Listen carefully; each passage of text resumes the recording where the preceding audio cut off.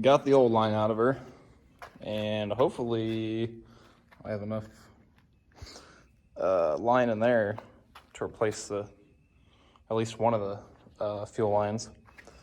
This little one I might actually have to repurpose as my return line, but I'm not 100% sure yet.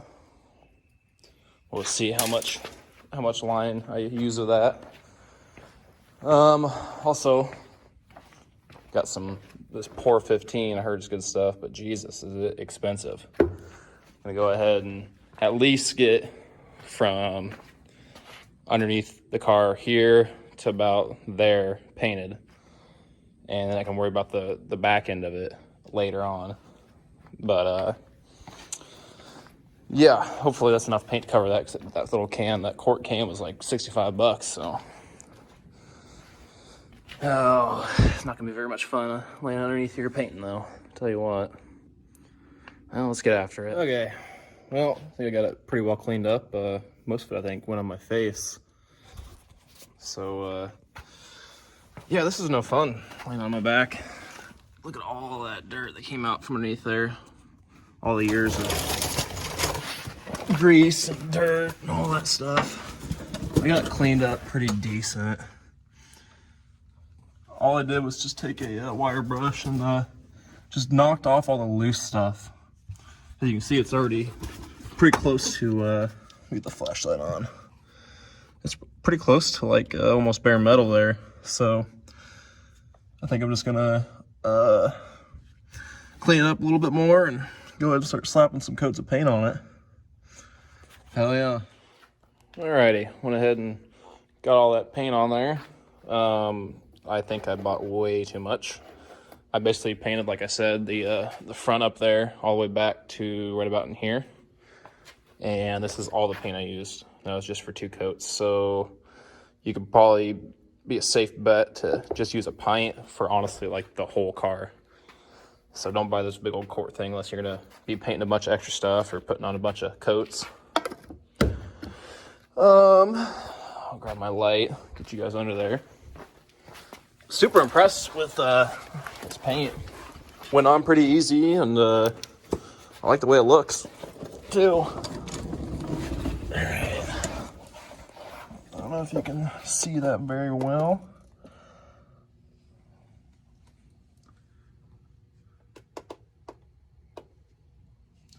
Looks like it just rolled off the showroom floor. The factory painted their cars with a paintbrush, that is. While the paint's drying, went ahead and got my line all bent up. It'd be my supply line, or my feed line. I got it pretty close to the original line. With this aluminum pipe, it's not too hard to bend by hand, but you gotta be careful. See this right here? I almost collapsed the whole line in. I might have to cut that piece out and put a hose in there, which I didn't want to do, but just the way she goes sometimes. These benders are extremely helpful for making sharp 90-degree turns.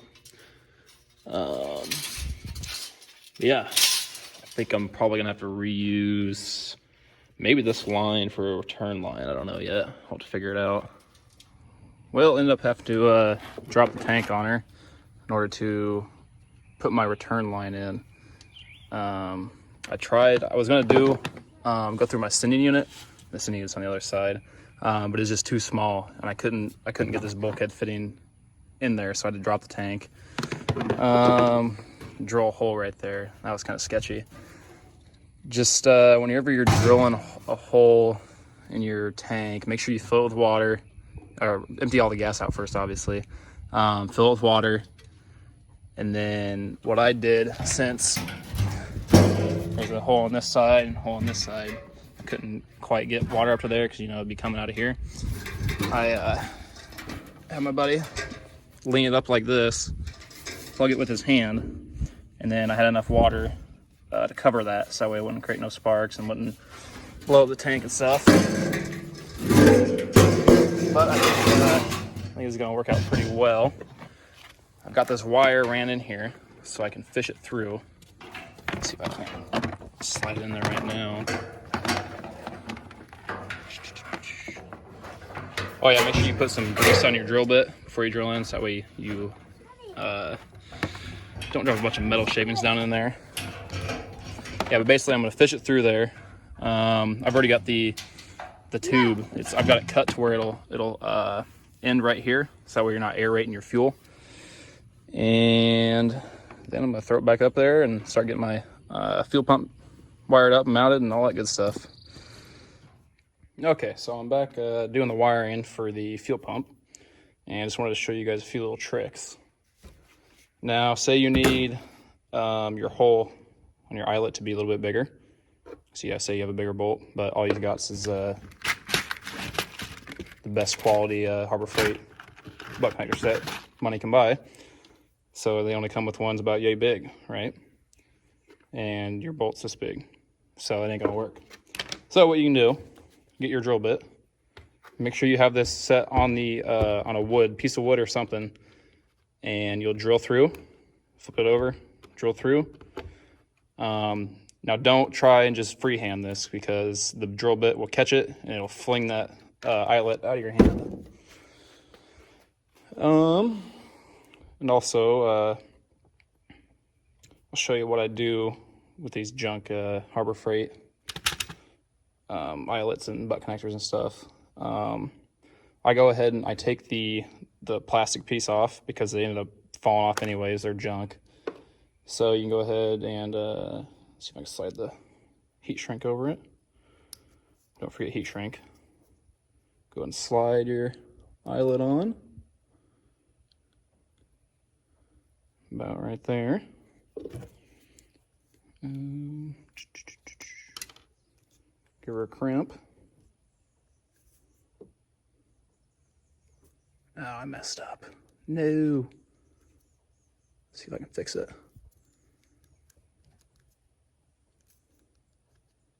I might mess this one up.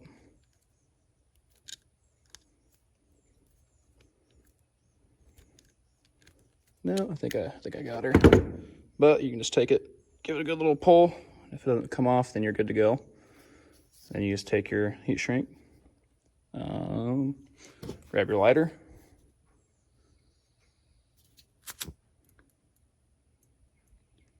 melt her on down.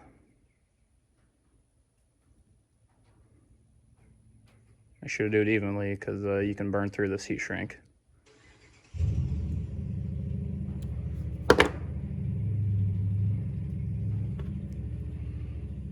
Yeah, there's a little bit of wire showing through there. Usually you want to make sure that's tucked down in there, but it'll be fine. But yeah, that's how you make that look decent for using Harbor Freight stuff. And say you want to run a thicker ground wire, like I'm doing, and you don't have any thick black wire, all you got's red.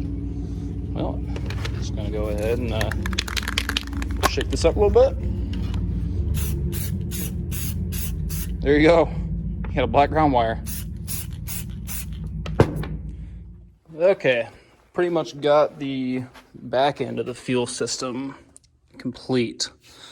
I went ahead and after I drilled my hole and stuff, I let it sit out in the sun, and basically for like a couple hours, basically it just evaporated most of that water out of there.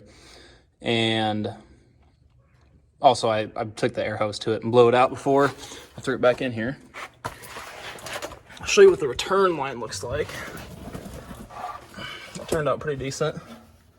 Just up there at the top, and then you got that little tube that comes down and ends about right here, right at the bottom. I just reused the old supply line. It's a 5/16 line, which that's plenty enough for a return. There's my wire. Freaking kind of mad that ran out of loom right there. But oh well, what do you do? I need to get that tucked up better way. I'll show you. This is where I got the fuel pump at. This is where this little emissions thing would have been back in the day. So I just bent the, I don't know if you can see, I bent the tab. There's a tab there and a tab over here. Just bent them out of the way and put my fuel pump in there. rolling over everything down here. Well, here's I left this. I wanted to show you guys. I just got this little length of hose left. This would be the supply. Make sure, especially if you're running this high PSI pump, go ahead and do yourself a favor and flare your line, or the end of your lines. That'll basically prevent it from slipping off, the hose slipping off and causing a big leak and big mess. Now I tell you, with these flares that I put on here, it was a pain to get on, and I will probably never get these hoses off. You can see the bubble there. I'll probably never be able to get those hoses off again, but that's fine by me because I want this fuel system to last. I'm gonna plug that back up. Oh. Man, there's too much stuff around here.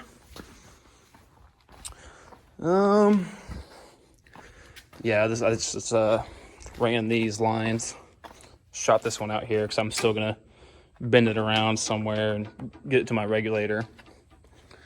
That's where the factory line would have came through. Yeah, I think that's what I'm gonna call it quits for this video. Appreciate you guys watching. Go ahead and like, subscribe, comment, hit that notification bell, and y'all have a good day. Thanks for watching.